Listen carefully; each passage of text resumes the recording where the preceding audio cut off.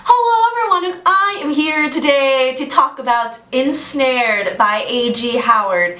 It is the third and final book of the Splintered series. I love Splintered. It took me by surprise last year in Unhinged. I have a book talk on Unhinged down below in the About section, but I think it's mainly spoilery, as well as this one is going to be spoilery as well, since it is the third and final book of the series. And I know I have talked about it for the past month, like non-stop, but for the final time, what Splintered is about, it is about a girl named Alyssa, and the females in her family have a tendency to go crazy, and she finds out that this is because Alice messed up everything in Wonderland, and it is her job to go and fix Wonderland, and things happen and twists and turns appear, and it is fantastic. Wonderland, A.G. Howard does such a great job of creating this really twisted and fantastical, wonderful Wonderland, and I can never know what's going to happen next, which is one of the things that I love about her series, is I have no expectations because I have no idea what's going to happen, and she blows me away every time with her writing. So go check out Splintered. I will leave the first book down below, a Goodreads link in the About section. Alright, but non-spoilerly people, I'm gonna have to leave you here because I'm about to go and talk about the last book. So, bye! That was weird. Alright, now that hopefully the non-spoilerly people are away, we are free to talk about the third and final book, Ensnared. And the only critique that I have for this book, and I'll just get it out of the way, is that there wasn't as much action as I had anticipated. The second book and the first book were really jacked with action, and I felt that this was more of, while there was action, a lot of inner monologue and deciding, again, not as much as I had anticipated. It almost kind of seemed too easy. For instance, we thought that her mom was with Sister 2, and then she just kind of magically is okay. Like, how did that happen? Did I miss something? Like, maybe I didn't read it as in-depth as I would have hoped that I would. I don't know, I think I missed something and she was just all of a sudden in Ivory's control. Yeah, I wish that there would have been more action in going to save Mom and having her dad just really being like all gung-ho about getting his girl, you know? A lot of the time was in Jeb and Morpheus's lair and just kind of dealing with emotions and trying to figure out Jeb versus Morpheus, which I'll get to later. While it was very important for the series for the reader to have a conclusion of why she chooses to do what she does, I just felt that there was a lot of time for inner reflection, more so in the book than I would have liked. Leave it to A.G. Howard to tie everything in together between Alice in Wonderland and Lewis Carroll, and I loved the fact that her dad was part of the whole Lewis Carroll, Alice in Wonderland. It was like they all belonged and they were all able to accept each other, and that was great. That wasn't a twist that I expected. I just kind of expected him to be a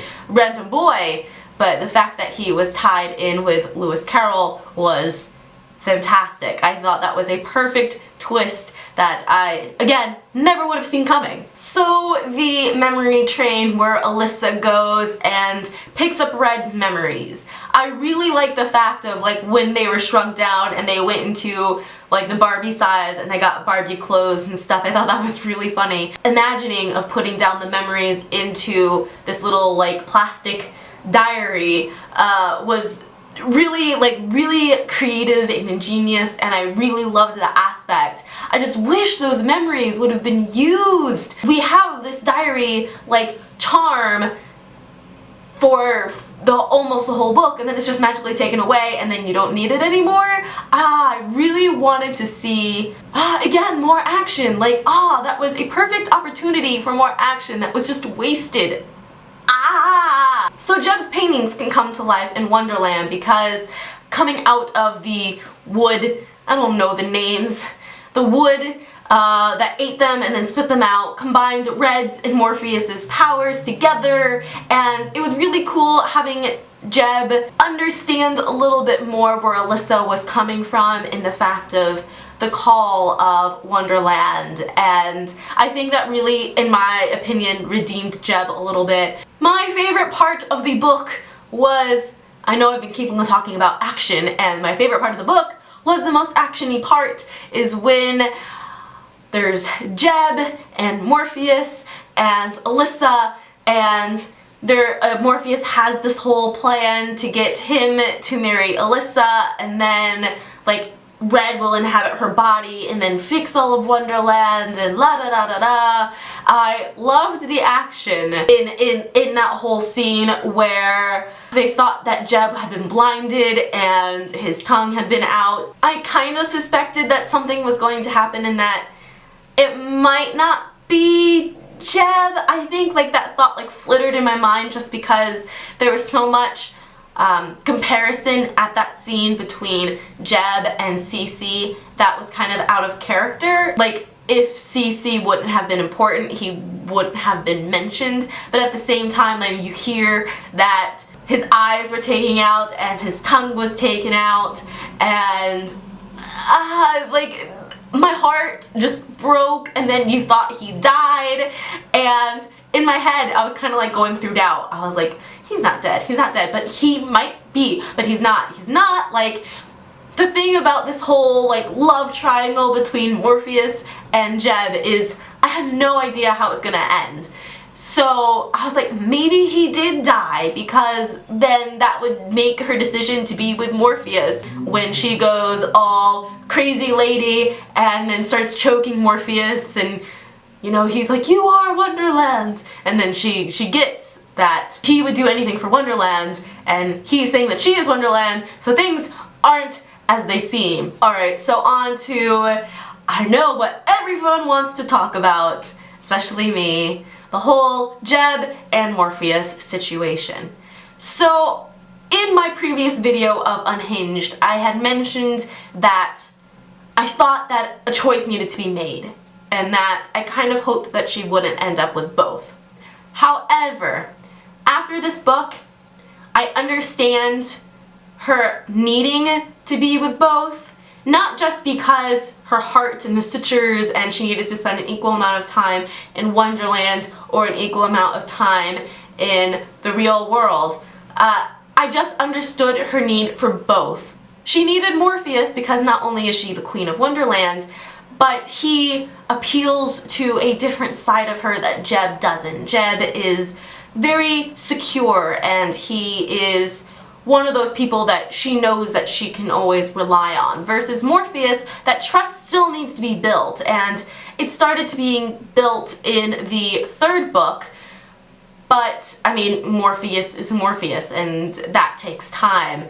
And so I understand the appeal and the need for both, and so I am happy that she ends up with both. Saying that, I'm still a teensy bit more of a Morpheus fan, just because I feel that Alyssa's character, she needs to be, not needs to be pushed, but Morpheus always brings out, I think, the better side of her in the fact of she's more fierce, she is more confident in her abilities.